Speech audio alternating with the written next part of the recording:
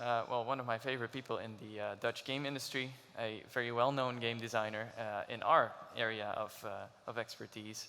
And I'm very happy to present him to a wider audience beyond games, which he's quite familiar with as well at this point. His name is Adriaan, and he makes very cool games that also transcend games as we know them very often, usually by involving other forms of interaction, often sort of awkward interactions as well. That's something he likes. But he also made some very popular, more traditional games, I guess, like Hidden Folks. And he's here to talk about his collaborations with people and how he makes games. And in the true spirit of Blend, how he works together with all kinds of forms of media. So here is Adriaan de Jong.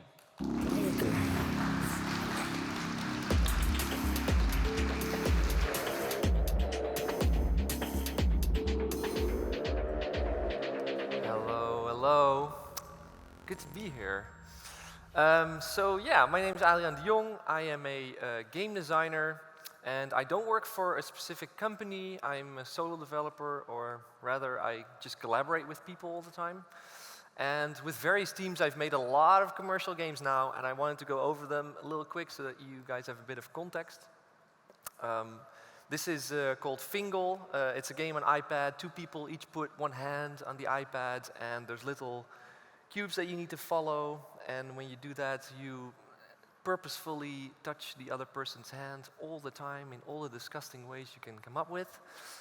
There is some Bow Chicka Wow Wow music. It feels very sweaty. It's sometimes a little bit disgusting. And this was the first game that actually did quite well, that enabled me and the person I made this with to found a company called Game Oven. And with Game Oven, we made a lot of weird games. One other game that we also made was called Bounden. It's a game where 2 people hold on to the same phone, and that phone tells these 2 people how to dance together. One really cool thing about this is that the Dutch National Ballet helped me also make choreography for this game. And it was an extremely complicated, big project, also in terms of game design, also in terms of the amount of people involved, also with a collaborator that was not in games, which is a choreographer, and working with the dancers, of course, but very fun nonetheless. Moving on a little bit further down my career, I made this game called Hidden Folks together with Sylvain de Groeg. He's an illustrator, and he made these beautiful tiny worlds. I was really charmed by them, and I jokingly told him we should make a game together. And so we end up making this game where you have to search for things, kind of like Where's Wally or Where's Waldo, except the things that you have to find are behind things or inside of things. So it's very interactive. Almost everything you see in the game makes sounds, and all the sounds are me or Sylvain yelling into a microphone, so everything is mouth sounds. And this game was an incredible success. It released on 7 or 8 platforms by now, and it's still doing very well for both Sylvain and I. Very recently, I released this game called WordWeb together with Aaron Koning. He made a prototype for this. He is part of a collective called Sockpop, and they release a game every month. And he wanted to release this WordWeb game for their patrons. But I told him, no, wait, we pitched this to Apple, and maybe we'll get it on Apple Arcade. And so we did, and we ended up getting the game funded by Apple and making the game for Apple Arcade. And this released about a month ago, I think, and it's also doing very well. I'm very happy with it. And this is my current real passion project. It's called Secret Shuffle. It's, again, a dancing game, but it's more like silent disco. Maybe you guys have played that ever. But in this game, everyone's listening to different kinds of music. So one person is listening to techno, or another person is listening to classical music, and they're all dancing in one big group. But there's actually other people that listen to the same music, and the goal of the game is to find the other person that's listening to the same music. And that's just one of the game modes. There's a lot of other game modes that I might talk about later. So these are the games I've made. I've also done a lot of other side project things. One of them is Do Contract, which is an agreement generator that is just on the internet. Very convenient and also extremely very important if you go into a collaboration. Another thing I organize is Playtest Club. It's an event for game designers to playtest each other's games. One of the most fun one of the most fun events in the Netherlands, if I may say so. I also made the Dutch game industry directory, which is a directory. It has most of the Dutch game companies in there, so if you're ever looking for an internship, this is the website you need to go to, dutchgameindustry.directory. And it also has a big list of most of the games and an industry calendar. So yeah, I also developed this. And these days I'm also a board member of the Dutch Games Association, where I try to be the bridge between the smaller game studios and the government. And then the final thing that I this year launched was a fund for games, for game projects. And together with 35 other investors, we are open to receive pitches from people who are interested in getting a bunch of money from us. And a fun fact, yesterday evening I hosted the Dutch Game Awards, which was quite an honor, and it was extremely fun. But today I want to talk about some stuff that is constantly on my mind when I'm making games. Think of it as principles or fundamentals or the core or the basics or whatever you want to call it. My career started as at a game design internship at W Games. Before that, I studied at the HKU and I thought I was going to be an artist, but after a year and a half of trying to draw, I realized I just couldn't. So I wanted to do game design, and I did my internship at W Games. And at W Games, it was a team of 45 people, and there were 8 game designers working there, 8. And they were all working in a wiki, because I'm talking about maybe 10, 15 years ago, writing a game design document, that is what game designers did. So they worked with text and spreadsheets, and they figured it out all in their heads. And this was what I was taught at school as well. But there was one guy there, his name was Kent Cunet. This is the only picture I could find of him on the internet. But he would have a huge effect on my career, because he'd come to the office every morning with a prototype. And just so everyone knows what I mean, a prototype is a very basic version of a game, usually hacked together, and usually the graphics are just cubes and spheres, and it's really ugly. But Ken made all these prototypes in Unity, which was new then, and he made all sorts of stuff. He made kitesurfing games, he made crowd simulation games, he made multiplayer games, and he made all of these things like in an evening. And I was just absolutely amazed by the experiments that he did and his speed of doing this, being able to do it in an evening. And he explained to me that he was a terrible coder. He just started out.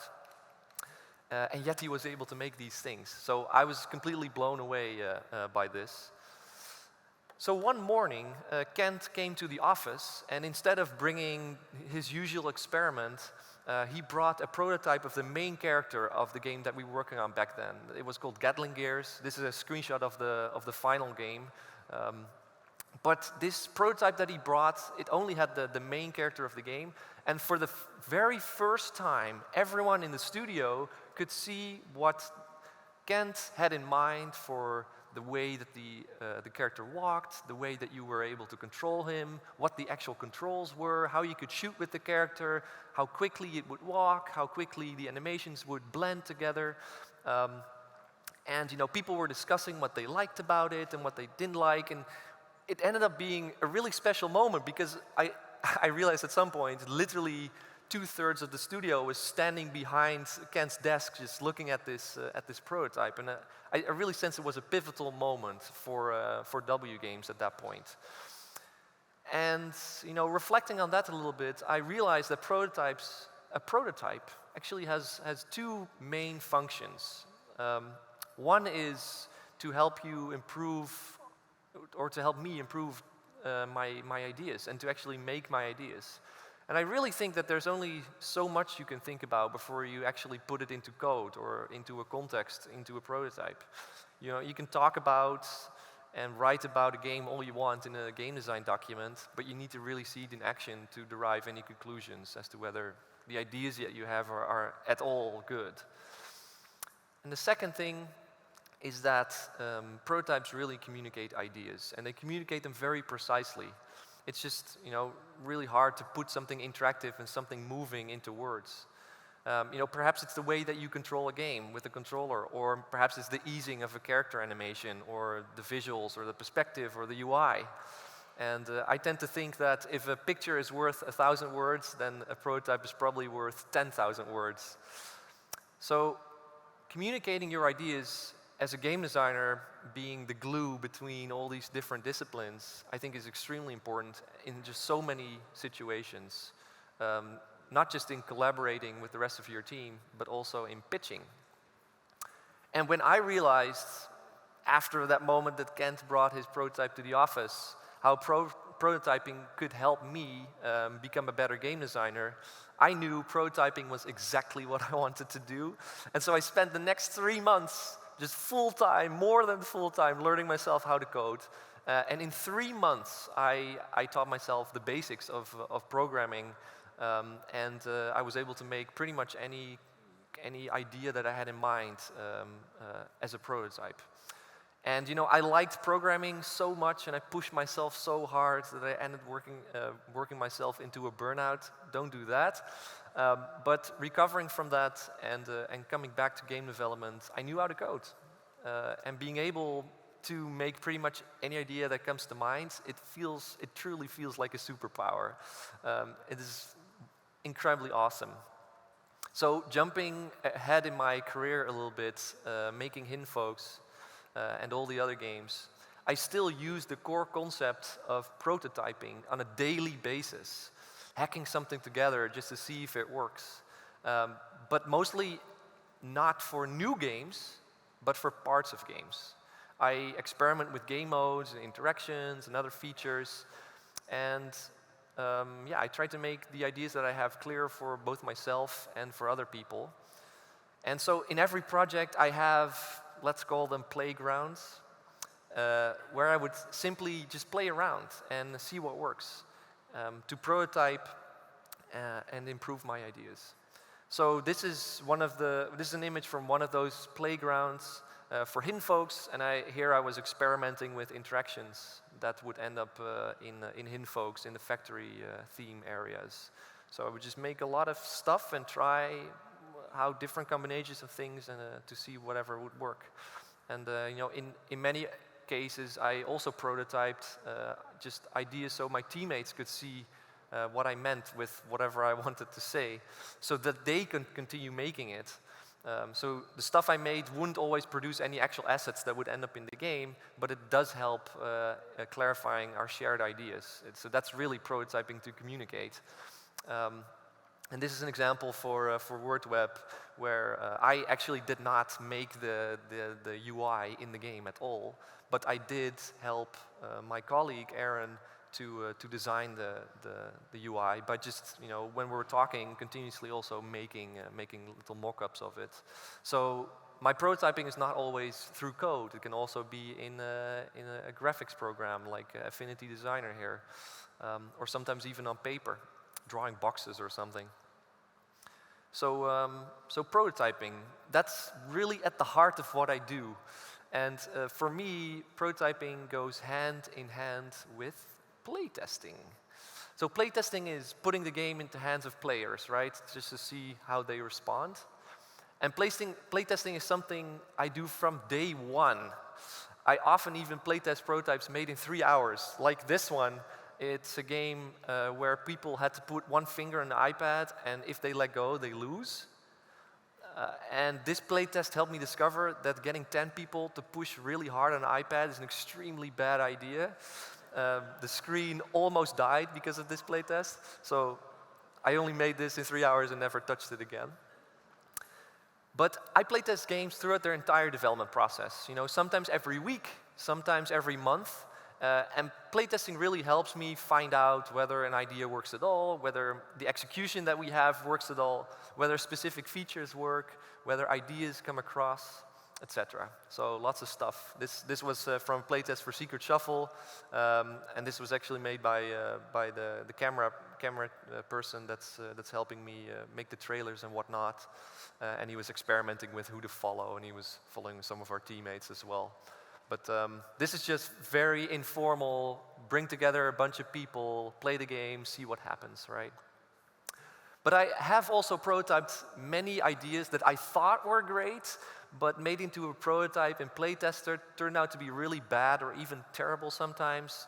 Like this prototype, it started, if you look at the bottom, on April 2nd, 2019, and I was excited for it for exactly 23 days before I never touched it again.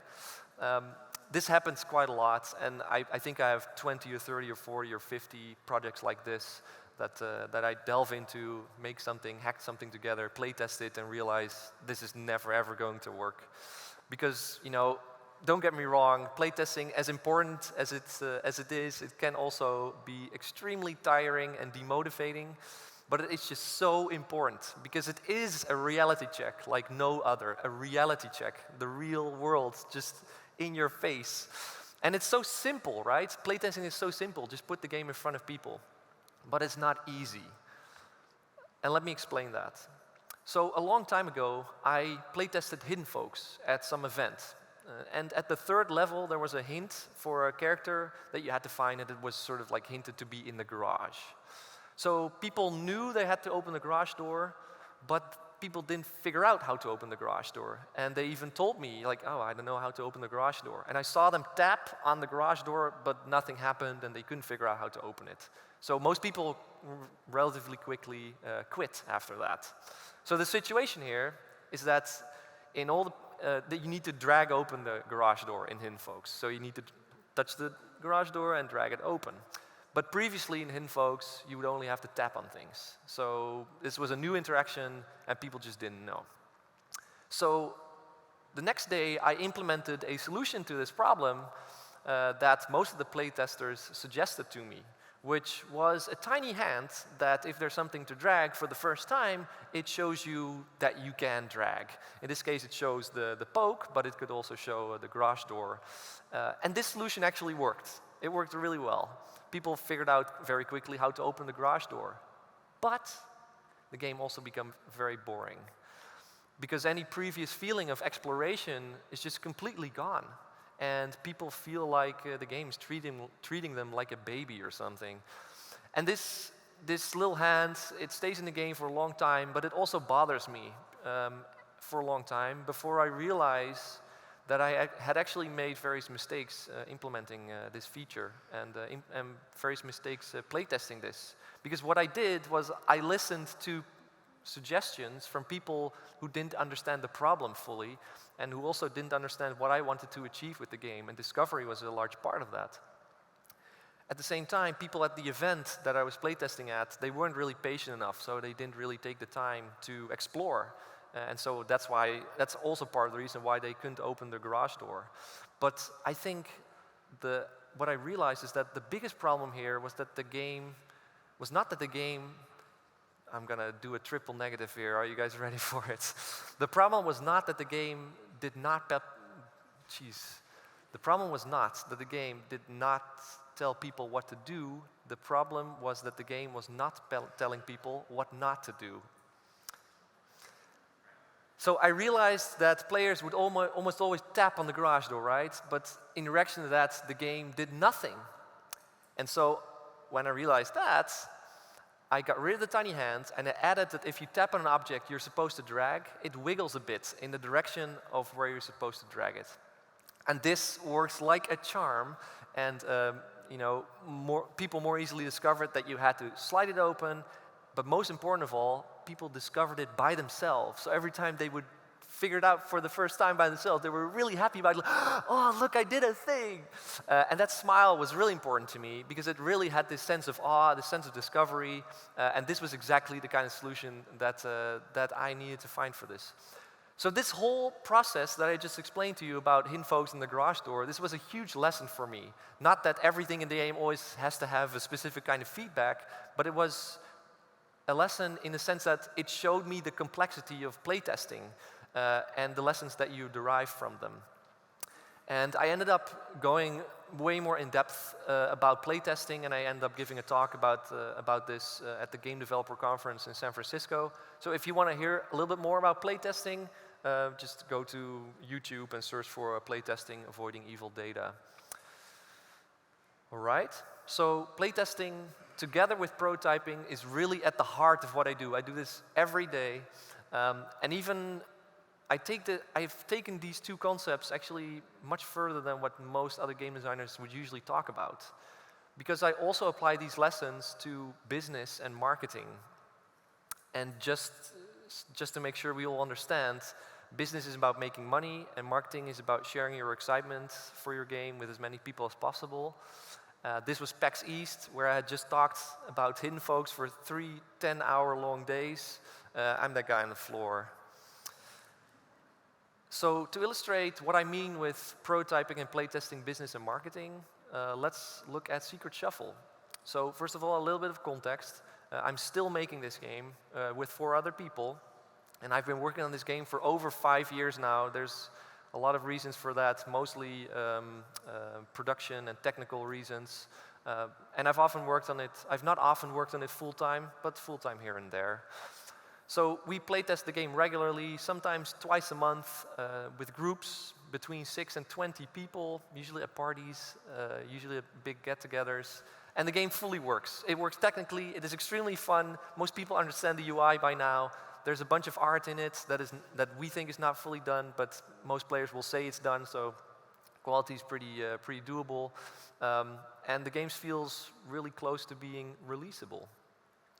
But what we are focusing on now is how do we communicate this game to the outside world? Because showing a picture of people playing this game doesn't make people understand it. It's just dancing people with headphones and their phones in their hands. So how do we lure people in? How do we make it clear that this is a fun game, an actual game that people can play? How to get people interested when there's just so much other stuff on Instagram and Facebook and wherever you get new stuff, all seeking for attention. And the thing is, we don't know. We don't know at all. And so what we do is we try a lot of stuff. We put it in front of people and we see what sticks. We playtest and prototype are the way that we communicate the game. This is a screenshot from some ads that we've been making for Instagram. And as you can see, we've made a lot of variations, and some of them work, some of them don't, and we just see what sticks. And also we make trailers. We reflect on them, we show them to people, and then we make new trailers. So the left one was one that we made in the beginning, and then we did another film shoot, and we made more trailers. And there's going to be, I think, 2 or 3 or 4 more film days where we're going to make even more trailers. So we iterate and playtest and prototype these. And the same goes for the photos and the ads. We show them to people, we reflect on them, we see how each photo conveys what we want it to convey. And we use analytics and metrics to see which ones work best. And this goes also for the text, because we write and we rewrite descriptions, and we continuously discuss what it is precisely what makes the game fun, and how we communicate that, and how we can visualize that, and put that on our website, in our videos, in our pictures, even in the text, and even in the game. Look, I understand many of you here perhaps came to hear about game design, not about business and marketing. But for me, it's just so intertwined. It's so closely related. And sometimes I think I've seen both critical and financial success because I have this perspective that I think weird ideas plus a process that works for both making and selling the game. And the fact that Hidden Folks was the best rated full game on Steam for a while. There's only The Witcher 3 and some expansion pass above Hidden Folks. But there were 3 or 4 months where if you would browse for all products, Hidden Folks would be at the very top. I don't think that's just because the game was fun. I think it's also because we thought a lot about the way that we communicate the game. And we iterated so much on all the promotional material. Most game developers, they just want to make the game. And that's okay, because that's what they dream about. But I also really want other people to play my games. People who, as it turns out, are very hard to reach, and sometimes even harder to convince to buy your game. And I want my games to support me, to be able to make a living out of it. So I see business and marketing as part of the development. And I enjoy that part of the development as much as the coding or the graphics or designing the interface or the audio. I think it has the exact same process and it's equally creative, even though the output doesn't actually go into the thing that you download if you hit the download button on Steam or in the App Store. But I still think it's part of the product as a whole. So I brainstorm with my team and friends and industry colleagues about game design and business and marketing all the time, not as separate subjects, but as a whole.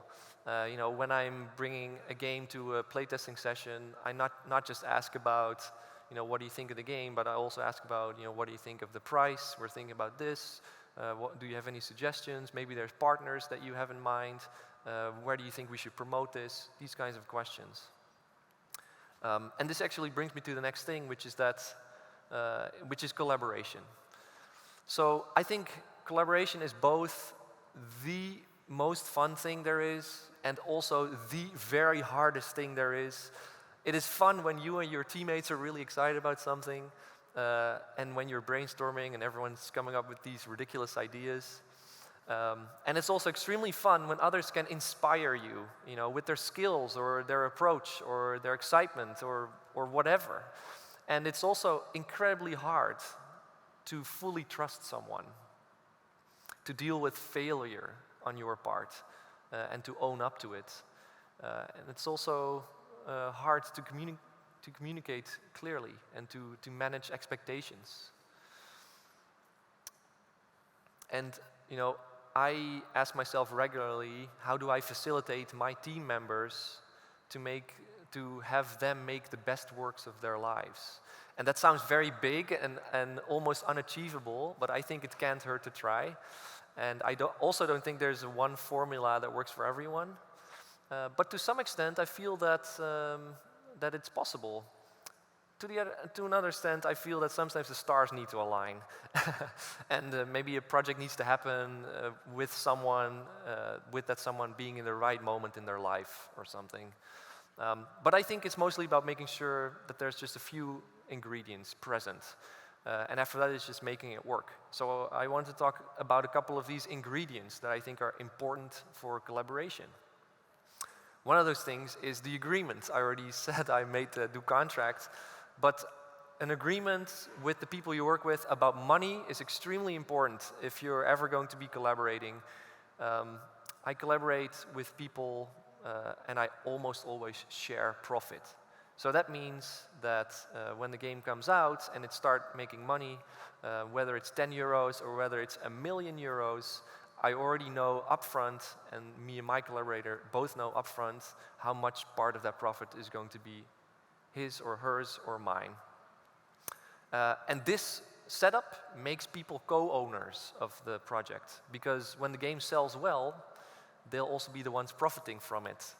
And vice versa, if the game doesn't sell well, there's also a part of them responsible for that too.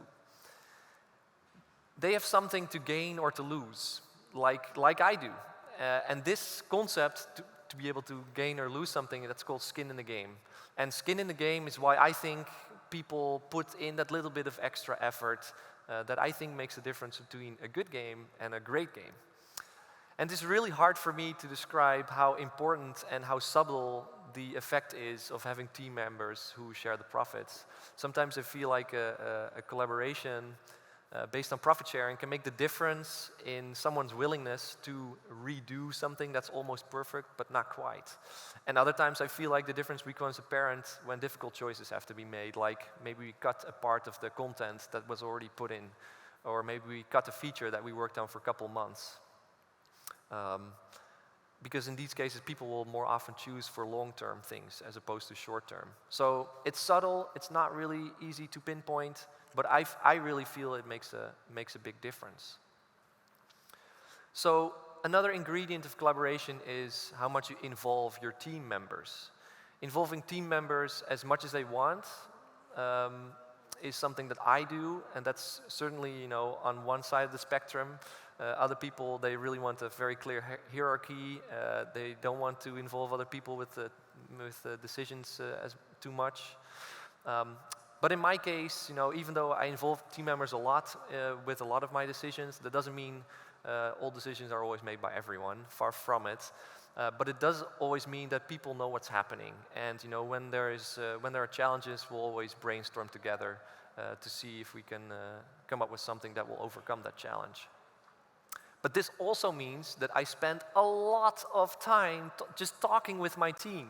So I've recently estimated that I spent at least a quarter to a third of my time just talking to people. If I say that, it doesn't feel very productive, but it's just such an important part of the process for me. And it's especially a lot of time if you consider that I also do programming and the business and marketing and emailing and all the side projects and all this other stuff. So yeah, spending a quarter of my time just talking to other people is actually quite a lot, but very important to me. Because at the end of the day, I think it's those discussions that I think is where all the good ideas come from. And it's really incredibly motivating to me to feel that shared energy of achieving things or overcoming challenges. One more ingredient I found is very specific actually to the fact that I'm a solo developer.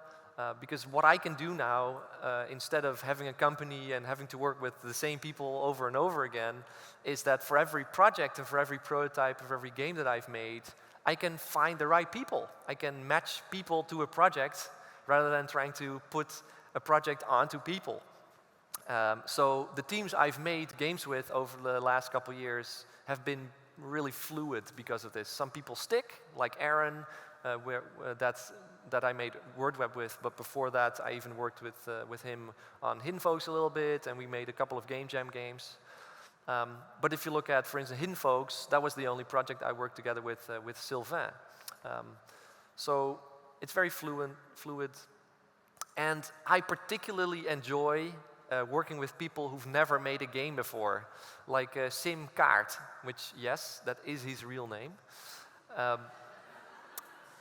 Usually people who've not made video games before don't have any preconceived notion of what the game is going to be or how a game should be made. So instead, that person and I figure out what the game is going to be, and we figure out how our collaboration works exactly, and it's really from scratch. There's no expectations I have to deal with, or in this case, Sim had to deal with. And I think that's really freeing, even though it does also mean that it's a lot of time to get these people on board. But bringing in people who don't identify as gamers, I think it brings in ideas that are often a step away from video game culture. And I think that's very fun and interesting. I tend to think this makes the games that I've worked on just a little bit different than a lot of other games that you can find in app stores and in game stores. So my final ingredient for collaboration for today is empowering my team to prototype and iterate themselves. So anyone I work with, I will always ask them to put their own work in the game. So usually this means I have to teach an illustrator how to open up Unity and how to use version software management, Git or something, or how to debug the game, and that can be very tiring and a very long process. But I think it's very important that they see their work in the context that it is going to end up in, without me having to make changes or without me having to be like the technical guy that needs to fix something for them. So I really try to empower everyone I work with to be able to make these small iterations themselves. And so for Hidden Folks' Sylvain, it took about 6 months to figure out together how to get his illustrations from paper into a large sprite sheet, and then eventually into the game fully animated and with all the interactions in place. So 6 months is a long time to work with someone and also having to pay rent and all. But it was, in this case, totally worth it, because Sylvain really feels at home now in Unity, and he can create these incredible worlds that, if I would have to make these, I think I wouldn't have been able to create these. So these were just a few ingredients, right? I talked about revenue sharing, I talked about involving everyone, I talked about matching people to projects, and about empowering my collaborators to make those small iterations themselves. And there's actually, I think, a lot more things, and there's probably a lot more stuff that you will stumble upon yourself if you're going to be making games.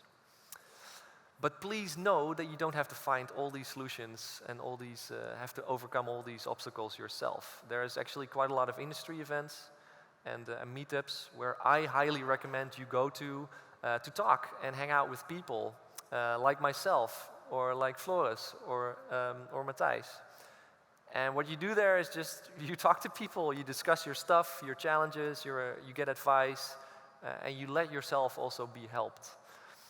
And I say this is easy, and it kind of is an easy thing to do, and yet I don't see a lot of people who start out in the industry go to industry events. And I think that's just a missed opportunity. That's my opinion. So don't be that person. And to make it even easier for you, there's a calendar in the Dutch game industry the Dutch game industry directory that has all the live events, or most of the live events that happen in the Netherlands. Again, if you want to playtest with game designers, there's that event that I'm organizing, and I just put the new edition on the website. But you're only allowed to come if you actually bring a game. And there's a lot of other Dutch game developer resources and other places where you can find out about what happens in the Netherlands when it comes to events. So if you are interested in this, take a picture. I'll give you another 3 seconds. No phones coming up, okay. Okay, last topic I wanted to talk about today.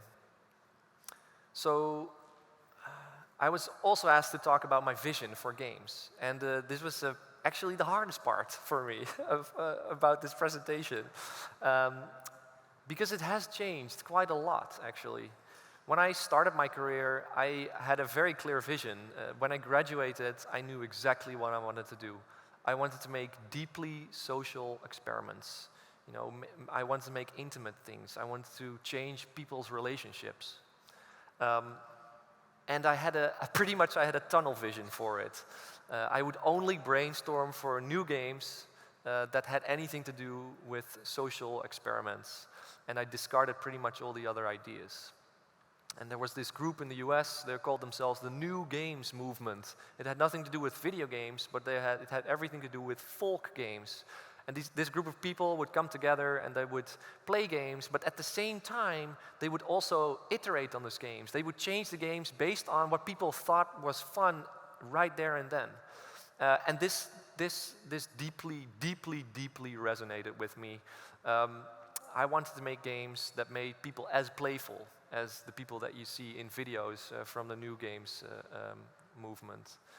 Because I think playfulness makes people vulnerable in a safe way, you know, in the safe environment of a game. You step into the game, you have an experience, but then you can always step out of the game and be back in the real world.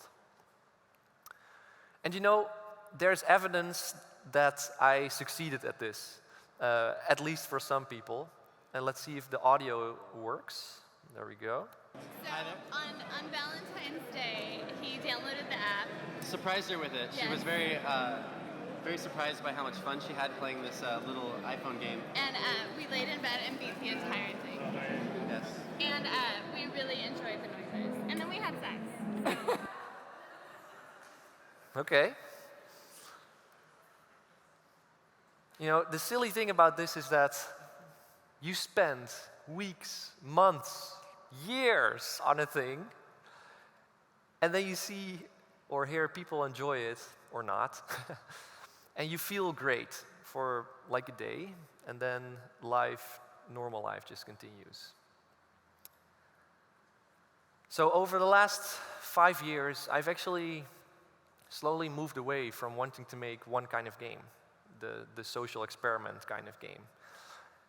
And instead I've been trying to focus on and fully enjoy this, programming, or this, you know, making the user interface for my games, or this, designing one icon, Or this, updating everyone's task list on a daily basis. Or this, sending emails, so many emails. Or this, sending a newsletter to 20,000 people. Or this, talking to my team through Slack and talking to all my teams through Slack. Or this, making 8 screenshots for 6 different screen resolutions for 20 languages. Or this, playtesting. Or this, networking events and game festivals and just talking and discussing games with people. Or even this, dealing with hate mail. Or this, dealing with clones that, essentially take a game that I've made and just put it into their own context. Or heavily inspired games, as they would call them. And even this, closing a game studio, saying goodbye to colleagues and friends when stuff gets hard. So, I'm currently deeply inspired by this guy. His name is Ido Portaal. He teaches what he calls movement. And he's an absolute master at being a generalist, not a specialist. And he's completely obsessed with the human body and everything that it can do. And he trains 12 hours a day, 7 days a week. And he actually does this. I'm not exaggerating. He trains so much. And one of the quotes that he has is, he has passion on the good days, but obsession on the bad days. This guy's like a whole different level of human being. It's completely ridiculous. But he has a curiosity that I haven't seen in many people, because he doesn't stop looking after finding something of interest. He always continues digging. And when he attains a skill, when he gets good at something, and he finds that he's not learning anything new, he simply drops the whole thing. He just moves on to something else. So, I don't know, he can do a handstand, okay. What can I do inside a handstand? Let's move on to something else. Maybe there's a ball game, maybe there's some work with a stick, maybe there's some floor work, there's some dancing, there's some fighting patterns, etc., etc. And at a workshop that I attended from this guy, someone asked him what motivated him, and he simply answered, "It's a great way to pass time." That is some deep shit. That is some deep shit. It is indeed a great way to pass time. And I think what this really touches upon is the difference between passion and ambition.